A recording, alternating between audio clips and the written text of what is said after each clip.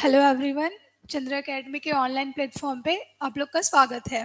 चलिए, हम जो पेपर 7 है करंट अफेयर्स और छत्तीसगढ़, इसका पार्ट 1 जिसमें करंट अफेयर्स था वो हमने डिस्कस कर लिया है। ये वीडियो पार्ट 2 है जिसमें हम छत्तीसगढ़ के बारे में डिस्कस करने वाले हैं। मतलब छत्तीसगढ़ के जो क्वेश्चन आए हुए थे हॉस्टल ऑर्डर में, उसको एनालिसिस करते हैं। चलिए शुरू करते हैं। तो छत्तीसगढ़ के इतिहास से संबंधित पहला प्रश्न है, कबरा पहाड़ का संबंध पाषाण युग के किस काल से है? ठीक है, तो कबरा पहाड़ का संबंध पाषाण युग के कौन से काल से है? पूर्व पाषाण काल, मध्य पाषाण काल, उत्तर पाषाण काल या फिर नव पाषाण काल? ठीक है, तो कबरा पहाड़ का संबंध किससे है? मध्य पाषाण काल से संबंधित है। ठीक है, ये मध्य पाषाण काल से संबंधित है। कबरा पहाड़ क्या है? छत्तीसगढ़ में कबरा पहाड़ से सर्वाधिक शैल चित्रों की प्राप्ति हुई है। ठीक है, और कौन कौन से शैल चित्र मिले हैं? तो यहाँ लाल रंग की छिपकली मिली है। ठीक है, सांभर मिले हैं, घड़ियाल मिले हैं। ये सारे शैल चित्रों की प्राप्ति हुई है कबरा पहाड़ से। चलिए, अगला प्रश्न है, सूची 1 को सूची 2 से सुमेलित करें। ठीक है, एक साइड गुफा है एंड दूसरे आपको बताना है कि वो कौन से पाषाण काल के हैं। ठीक है, तो सिगनपुर की गुफा कौन से पाषाण काल के है? तो सिगनपुर की गुफा जो है वो पूर्व पाषाण काल से संबंधित है। गढ़चंदेला, ठीक है, गढ़चंदेला बस्तर में है, वो कौन से काल से संबंधित है? तो ये मध्य पाषाण काल से संबंधित है। धनपुर धनपुर जो है वो उत्तर पाषाण काल से संबंधित है, और अर्जुनी जो है वो नौ पाषाण काल से संबंधित है। ठीक है, तो सही आंसर क्या है? Option C.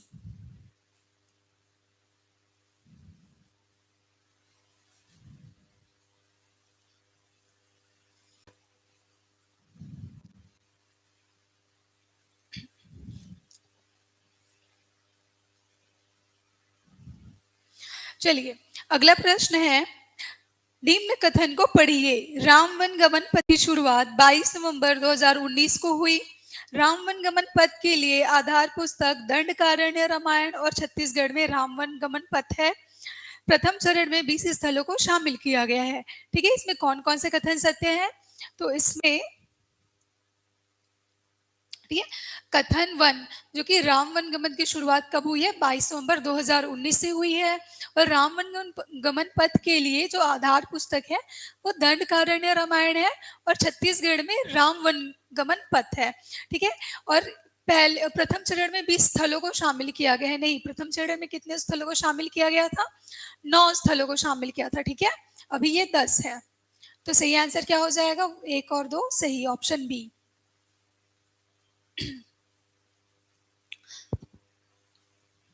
चलिए, अगला प्रश्न है, डोंगरगढ़ में अंतर्राष्ट्रीय बौद्ध सम्मेलन का आयोजन होता है। ठीक है, डोंगरगढ़ में अंतर्राष्ट्रीय बौद्ध सम्मेलन का आयोजन कब होता है? 6 फरवरी को होता है। ठीक है, हर साल 6 फरवरी को होता है। और ये कब से शुरू हुआ है? तो ये 1992 से स्टार्ट हुआ है। ठीक है, ये जो बौद्ध सम्मेलन मनाना। अगला प्रश्न है, सीता भेंगरा के संबंध में निम्न कथनों को पढ़कर सत्य कथन की पहचान कीजिए। यह रामगढ़ की पहाड़ी में स्थित है। इसका अध्ययन डॉक्टर संतलाल कटारे ने किया था। इसका आर्कियोलॉजिकल ऑफ इंडिया सर्वे में इंडिया की रिपोर्ट में प्रकाशन नहीं किया गया है। इस गुफा में चंद्राकार आकृति में एक नाट्यशाला है। ठीक है, देखिए, राम जो सीता बेंगरा गुफा है वो कहाँ है? रामगढ़ की पहाड़ी में है। ठीक है, सरगुजा जिला में स्थित है। इसका अध्ययन किसने किया है? डॉक्टर संतलाल कटारे ने किया है। ये स्टेटमेंट भी सही है। इसका आर्कियोलॉजिकल ऑफ इंडिया के रिपोर्ट में प्रकाशन नहीं किया गया है। ठीक है, ये स्टेटमेंट भी सही है, इसका प्रकाशन नहीं करा गया है। ठीक है, इस गुफा में चंद्राकार आकृति में नाट्यशाला निर्मित है। देखिए, चंद्राकार, ठीक है, जबकि सीता बेंगरा गुफा क्या है? एक पुरातात्विक साक्ष्य है, जो एक थिएटर के, एशिया के सबसे पुराना थिएटर बोल सकते हैं सीता बेंगरा गुफा को। तो यहाँ पे जो नाट्यशाला निर्मित है वो कैसा है? वो अर्ध चंद्राकार में है।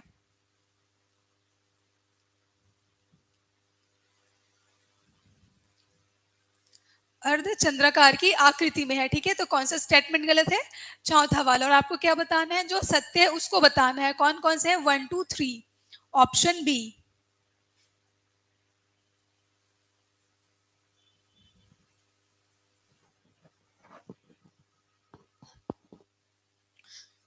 चलिए, अगला प्रश्न है, सातवाहन कालीन किस राजा का एक शिलालेख खैरागढ़ के विक्रमपुर गांव से प्राप्त हुआ है? गौतमी पुत्र शतकर्णी, वशिष्ठी पुत्र पुलवामी, अपीलक या वरदत्तश्री? ठीक है, तो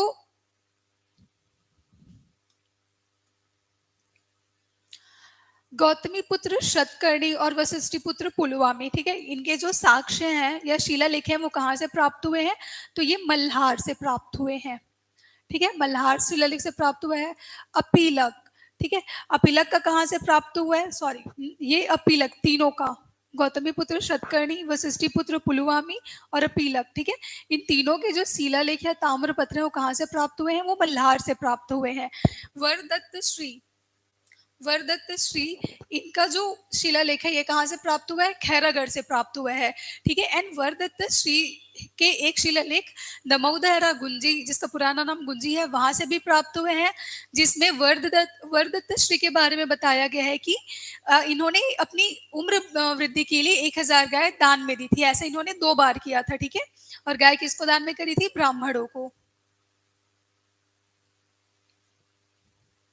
अगला प्रश्न, तेलीकोट रायगढ़ से किस काल के स्वर्ण सिक्के प्राप्त हुए हैं? कुषाण, सातवाहन, कलचूरी काल, इनमें से कोई नहीं। तो तेलीकोट से कहाँ के सिक्के प्राप्त हुए हैं स्वर्ण सिक्के? तो ये कुषाण काल से प्राप्त हुए हैं। चलिए, अगला प्रश्न, असत्य कथन का चुनाव करें। बानाबरत दुर्ग से कुमारगुप्त का सिक्का प्राप्त हुआ है। आरंग से विक्रमादित्य का धनुधारी सिक्का प्राप्त हुआ है। पीतेबंद गांव से चंद्रगुप्त द्वितीय का सिक्का प्राप्त हुआ है। रत्न जड़ित मयूर का सिक्का आरंग से प्राप्त हुआ है। ठीक है, अब इनमें से असत्य कथन क्या है? देखिए, बानाबरत दुर्ग से किसका सिक्का मिला है? कुमारगुप्त का सिक्का मिला है। ठीक है, सही है। आरंग से विक्रमादित्य का धनुर्धारी सिक्का कहाँ से मिला है? ये मिला है खरसिया से।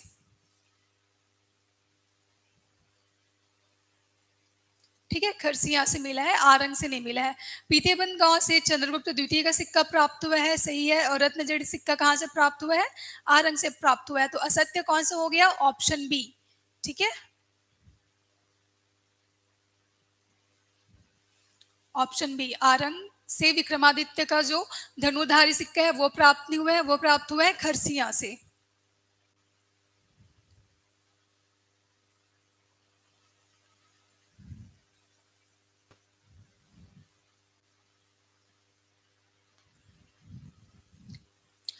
अगला प्रश्न, सही संबंध मिलान करें। ठीक है, सूची 1 को सूची 2 से मिलाना है। रिधिपुर ताम्रपत्र, स्कंद वर्मन, पोरागढ़ ताम्रपत्र, भवदत्त वर्मन, केसरी बेड़ा ताम्रपत्र, भीमसेन, गुंजाम कोरापुर ताम्रपत्र, अर्थपति भट्टारक। ठीक है, तो रिधिपुर ताम्रपत्र किनका है?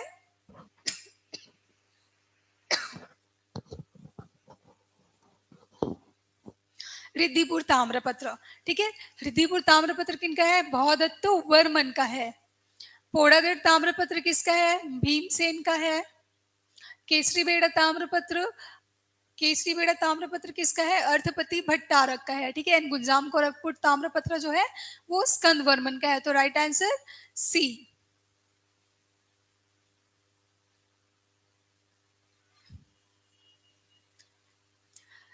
अगला प्रश्न, पिपरुदला सारंगढ़ ताम्रपत्र का संबंध किस राजा से है? तो पिपरुदला ताम्रपत्र का संबंध कौन से राजा से है? तो ये नरेंद्र राज से है। ठीक है, नरेंद्र राज कौन से वंश का था? तो ये शरभपुरी वंश का प्रतापी शासक था। इनके 3 शिलालेख प्राप्त हुए हैं, पिपरुदला, कुरुद और रावण से। ठीक है, और जो शरभ राज है इनको शरभपुरी वंश के संस्थापक माना जाता है। प्रसन्न मात्र, इन्होंने निडिला नदी के किनारे जो है प्रसन्नपुर नगर की स्थापना करी थी, जिसको आज हम मल्हार के रूप में जानते हैं।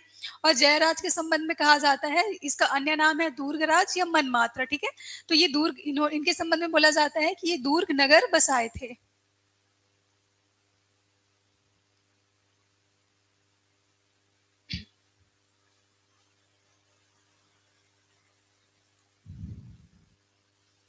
अगला प्रश्न है, सिरपुर के पांडु वंश के संबंध में कौन सा कथन असत्य है? इस वंश के शासक परम भागवत की उपाधि धारण करते थे। कालिंजन शिलालेख से संबंधित शासक उदयन है। सिरपुर का समय बौद्ध धर्म का केंद्र था। सिरपुर इस समय बौद्ध धर्म का केंद्र था। महाशिवगुप्त के समकालीन राजा पुलकेशिन प्रथम थे। ठीक है, तो बुद्ध पांडु वंश के बारे में हम जानते हैं कि ये लोग कौन सी उपाधि धारण करते थे, परम भागवत की उपाधि धारण करते थे। ठीक है, इनकी पांडु वंश से संबंधित कालिंजर शिलालेख प्राप्त हुआ है। ठीक है, किससे है, उदयन के जो कालिंजर शिलालेख में इनमें पांडु वंश के बारे में उल्लेखित है। और इस समय सिरपुर क्या था, बौद्ध धर्म का केंद्र था। कौन सा शाखा का, महायान शाखा का। ठीक है, और शिवगुप्त का जो समकालीन शासक था वो पुलकेशिन प्रथम नहीं, कौन था, पुलकेशिन द्वितीय था। ठीक है, तो गलत आंसर कौन सा हो गया, ऑप्शन डी। अगला प्रश्न, मारंजमूर शिलालेख संबंधित है। मारंजमूर शिलालेख किससे संबंधित है, महाभवगुप्त प्रथम जन्मेजय, महाभवगुप्त द्वितीय भीमरथ, महाशिवगुप्त प्रथम ययाति, महाशिवगुप्त द्वितीय भीमरथ। तो ये संबंधित है महाशिवगुप्त प्रथम ययाति से।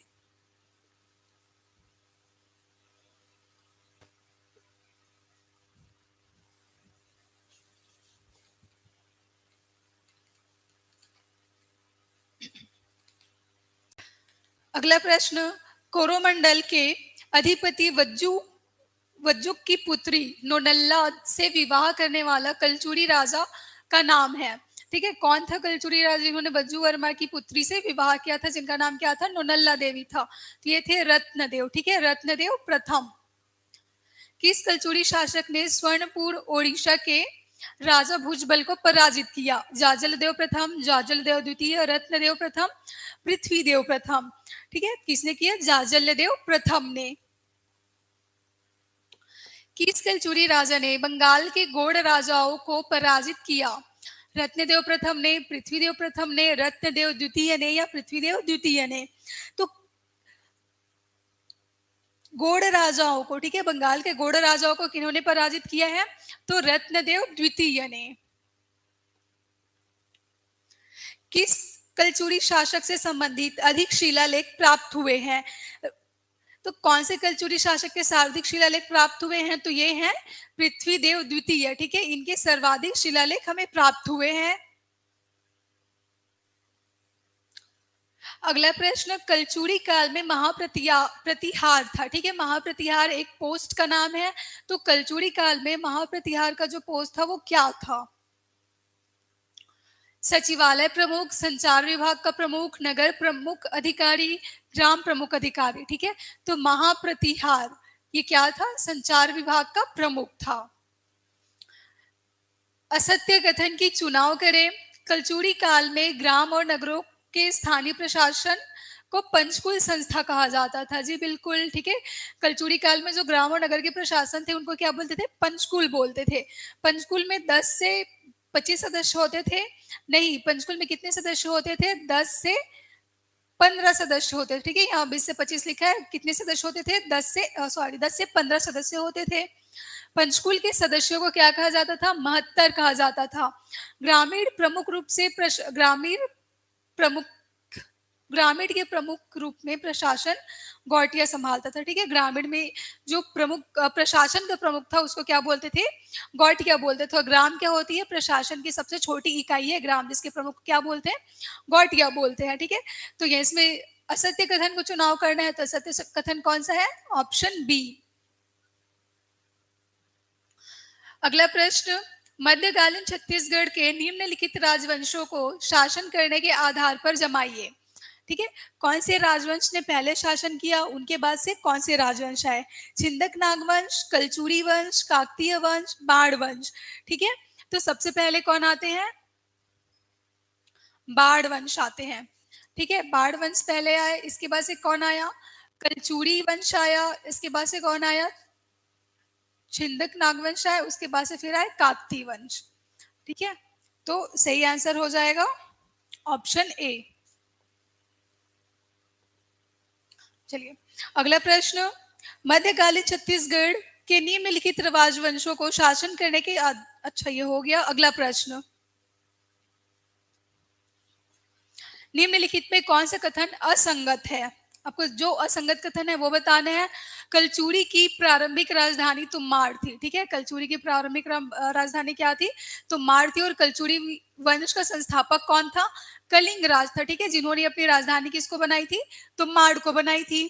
कलचुरी शासक रत्नदेव ने 1050 ईस्वी में रतनपुर नगर की स्थापना कर उसे कलचुरियों की नवीन राजधानी बनाई। जी ठीक है, रत्नदेव ने कब 1050 ईस्वी में रतनपुर नगर की स्थापना करी और अपनी राजधानी कहाँ ले आई? तो माड़ से रतनपुर ले आई। ठीक है, उसके बाद सकल सकल कौशलाधिपति व प्रचंड कौशलाधिपति की उपाधि धारण करने वाला पहला कलचुरी नरेश पृथ्वीदेव प्रथम था। ठीक है, तो शकल कौशलाधिपति और प्रचंड कौशलाधिपति की उपाधि सबसे पहले किस कलचुरी शासक ने धारण करी थी? तो ये है पृथ्वीदेव प्रथम। ठीक है, तो इस आधार पर हमारा सही उत्तर क्या हो जाएगा? सभी संगत है, ऑप्शन डी।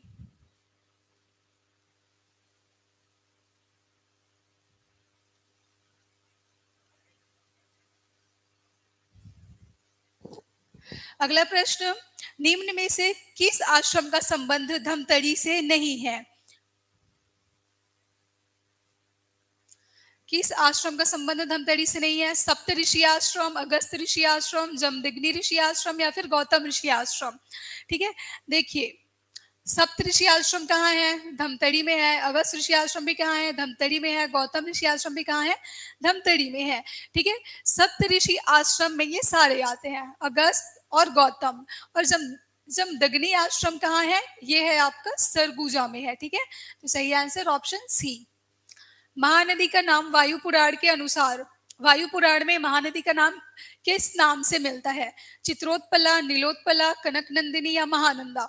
ठीक है, तो वायु पुराण में महानदी का नाम क्या मिलता है? नीलोत्पला के नाम से मिलता है। ठीक है, और चित्रोत्पला का महाभारत काल में महानदी को चित्रोत्पला कहा गया है।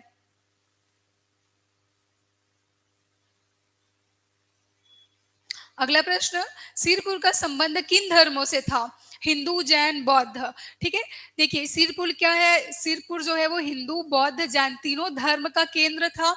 तो सही आंसर क्या हो जाएगा? Option D, 1 2 3।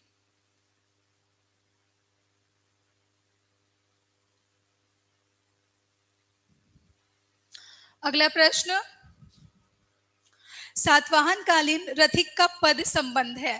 ठीक है, रथिक का पद क्या है? द्वारपाल, पत्रवाहक, सारथी, मंदिरों का रक्षक।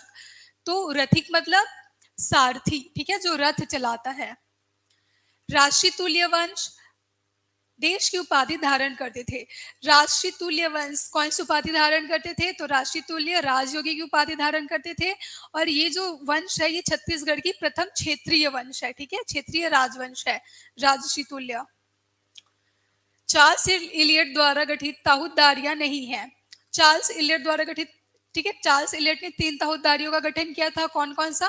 संजारी, खल्लारी और सिहावा। इसमें लोरमी शामिल नहीं है। तो राइट आंसर क्या हो जाएगा? लोरमी। ठीक है, चार्ल्स इलियट द्वारा गठित ताहूदारियां में कौन सा शामिल नहीं है? लोरमी।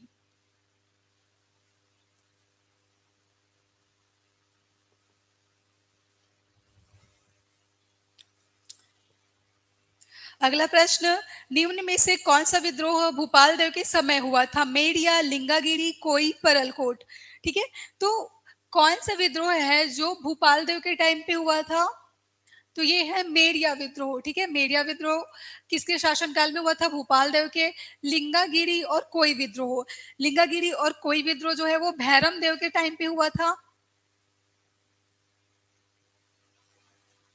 भैरम देव के टाइम पे हुआ था। और परलकोट विद्रोह है वो महिपाल देव के टाइम पे हुआ था। ठीक है,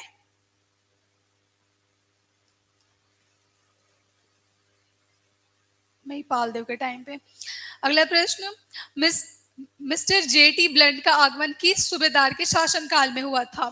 तो जेटी ब्लंट का आगमन कौन से सूबेदार के टाइम पे हुआ था? तो विठल राव दिनकर के टाइम पे आए थे। ठीक है, ये ब्रिटिश अधिकारी है। ये कौन से सूबेदार के टाइम पे आए थे छत्तीसगढ़? विठल राव के टाइम पे आए थे। अगला प्रश्न, रघुजी तृतीय के शासन काल की प्रमुख घटना है। सती प्रथा पर प्रतिबंध, बस्तर व करौद में नरबली प्रथा पर रोक, छत्तीसगढ़ में जिलेदारी व्यवस्था। तो सती प्रथा पर रोक लगाया रघुजी तृतीय ने, ठीक है, नरबली प्रथा पर रोक लगाया और जिलेदारी व्यवस्था की शुरुआत करी। तो तीनों के तीनों क्या है, सही है। अगला प्रश्न, खालसा जमीन पर लगाया जाने वाला कर, ठीक है, खालसा जमीन पर लगाए जाने वाले कर को क्या बोलते हैं, महल कर बोलते हैं, ठीक है। खालसा जमीन क्या होता है, सरकारी जमीन होता है।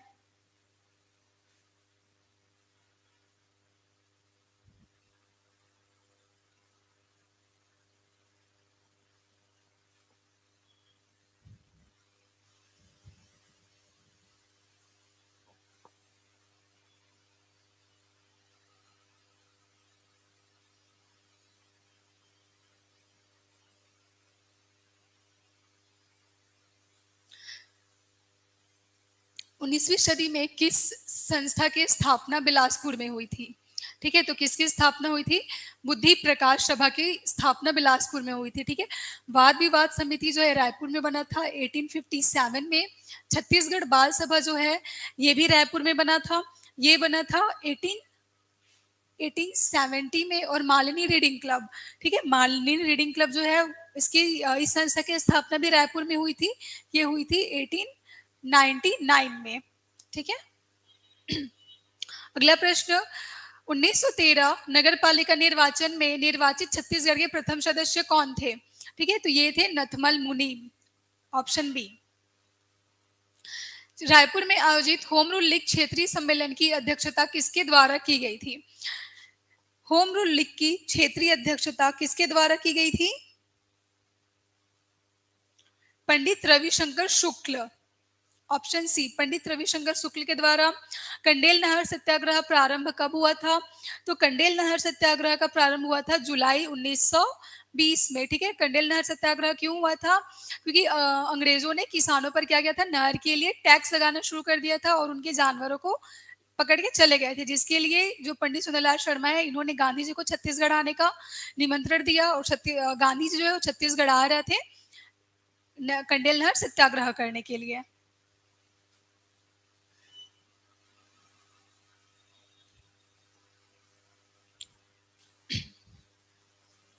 अगला प्रश्न, बाजीराव कृदंत ने धमतरी में राष्ट्रीय पंचायत का गठन कब किया, ठीक है। तो राष्ट्रीय पंचायत का गठन किसने किया है, बाजीराव कृदंत ने। तो कब किया है इन्होंने, फरवरी 1921 को, ठीक है। फरवरी 1921 को बाजीराव कृदंत ने किसकी स्थापना करी, राष्ट्रीय पंचायत की स्थापना करी, और कहा, धमतरी में। असहयोग आंदोलन के समय राय बहादुर की उपाधि किसने त्यागी, वामन राव लाखे, बैरिस्टर कल्याण जी, काजी शमशेर खां, नरेंद्र नाथ डे, ठीक है। राय बहादुर की उपाधि बोला गया, तो राय बहादुर की उपाधि किसने त्यागी थी, नरेंद्र नाथ डे ने, ठीक है। वामन राव लाखे और बैरिस्टर कल्याण जी इन्होंने राय साहब की उपाधि त्यागी थी, ठीक है, याद रखिएगा, इन्होंने राय साहब की उपाधि त्यागी थी, जबकि राय बहादुर की उपाधि किसने त्यागी, नागेंद्र नाथ डे ने। काजी शमशेर खान ने खान साहब की उपाधि त्यागी थी, ठीक है, खान साहब की उपाधि त्यागी थी और राय बहादुर की नागेंद्र नाथ डे ने। अगला प्रश्न, 1921 में रायपुर खादी आश्रम के स्थापना करता थे पंडित सुंदरलाल शर्मा, ठाकुर प्यारेलाल सिंह, वामन राव लाखे। तो खादी आश्रम की स्थापना कहाँ, रायपुर में 1921 में किसने किसने की थी, ठाकुर प्यारेलाल सिंह ने और वामन राव लाखे ने, ठीक है, केवल 2 और 3, ऑप्शन डी। स्वराज दल के संस्थापक सदस्यों में शामिल छत्तीसगढ़ के प्रमुख नेता थे। तो स्वराज दल के संस्थापक में छत्तीसगढ़ के कौन कौन से नेता शामिल थे, पंडित रविशंकर शुक्ल, पंडित सुंदरलाल शर्मा, घनश्याम सिंह गुप्त या फिर ठाकुर प्यारेलाल सिंह। तो इनमें शामिल थे पंडित रविशंकर शुक्ल थे, घनश्याम सिंह गुप्त थे और ठाकुर प्यारेलाल सिंह थे, ठीक है। पंडित सुंदरलाल शर्मा इसमें शामिल नहीं थे, तो सही आंसर क्या हो जाएगा, ऑप्शन सी, केवल 1, 3, 4।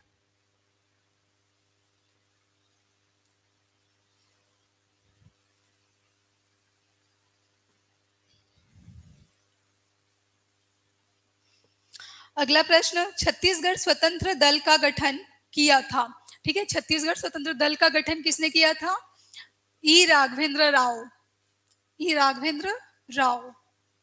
1924 के दुर्ग जिले में हुए राजनीतिक सम्मेलन की अध्यक्षता किसके द्वारा की गई थी? घनश्याम सिंह गुप्त, ठाकुर प्यारेलाल सिंह, रत्नाकर झा। किसके द्वारा की गई थी? पंडित सुंदरलाल शर्मा के द्वारा। 1928 में गठित यूथ लीग के नेतृत्वकर्ता में शामिल नहीं है पंडित सुंदरलाल शर्मा, ठाकुर प्यारेलाल सिंह, रविशंकर शुक्ल, ठाकुर प्यारेलाल सिंह, मौलाना अब्दुल रऊफ और यति यतनलाल जैन। तो 1928 में यूथ लीग का गठन हुआ था, ठीक है। उसके नेतृत्वकर्ता में कौन नहीं थे? तो पंडित रविशंकर शुक्ल नहीं थे शामिल।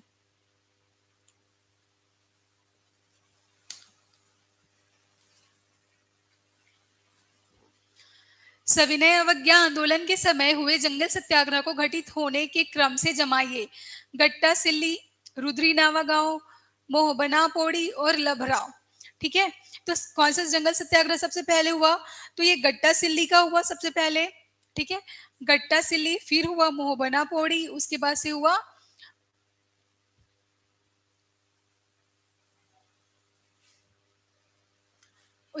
रुद्री नावा गांव, उसके बाद हुआ लभरा। ठीक है, तो जंगल गट्टा सिल्ली, उसके बाद से मोहबना पोड़ी, रुद्री नावा गांव, लभरा। तो सही ऑप्शन हो जाएगा 1324, 1324 ऑप्शन सी।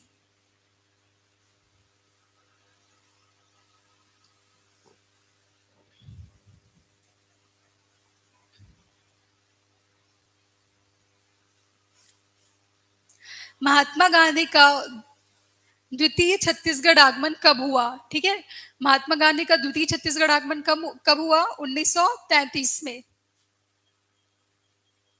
ठाकुर प्यारेलाल सिंह के बारे में असत्य है।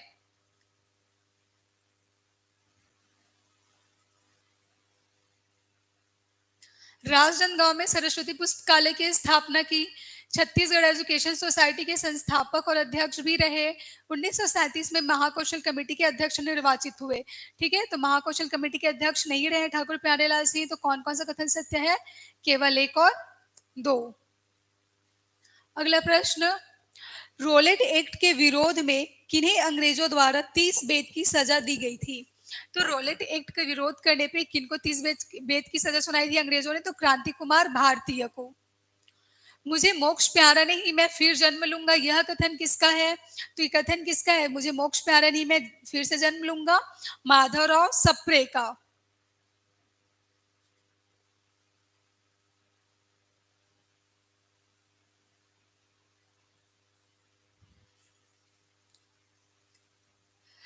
अगला प्रश्न, 1918 का उरांव बगावत किस रियासत में हुआ था? ठीक है, उरांव बगावत कौन सी रियासत में हुआ था? तो ये हुआ था सरगुजा रियासत में।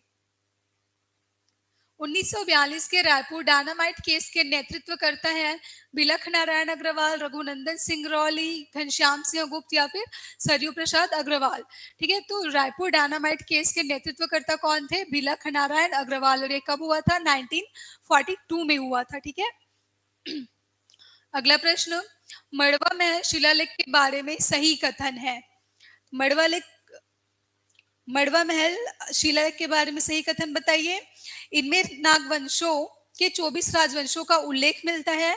यह महंत घासीदास संग्रहालय में सुरक्षित है। ठीक है, दोनों कथन सही है कि इनमें क्या होता है? 24 राजवंशों का उल्लेख मिलता है। ठीक है, जो मड़वा महल शिलालेख है उसमें, और यह जो है महंत घासीदास संग्रहालय में सुरक्षित रखा हुआ है। तो सही आंसर 1 और दोनों सत्य है। आखिरी प्रश्न, किस शिलालेख से छिंदक नागवंशी शासक कन्हर देव द्वितीय की जानकारी मिलती है? ठीक है, कौन से? कुरुसपार शिलालेख, बारसूर शिलालेख, सोनारपाला शिलालेख या फिर टेमरा शिलालेख? तो बारसूर शिलालेख से किसके बारे में जानकारी मिलती है? छिंदक नागवंशी शासक कन्हर देव के बारे में जानकारी मिलती है। ठीक है, चलिए, जो हॉस्टल लॉरेंट का पेपर 7 हुआ था, जिसमें का ये सेकंड पार्ट था छत्तीसगढ़ का इतिहास, इसके सारे क्वेश्चंस हमने कर लिए। अगला आपका पेपर है बाल मनोविज्ञान, जो कि पेपर 8 होने वाला है। मिलते हैं अगले वीडियो में। Thank you.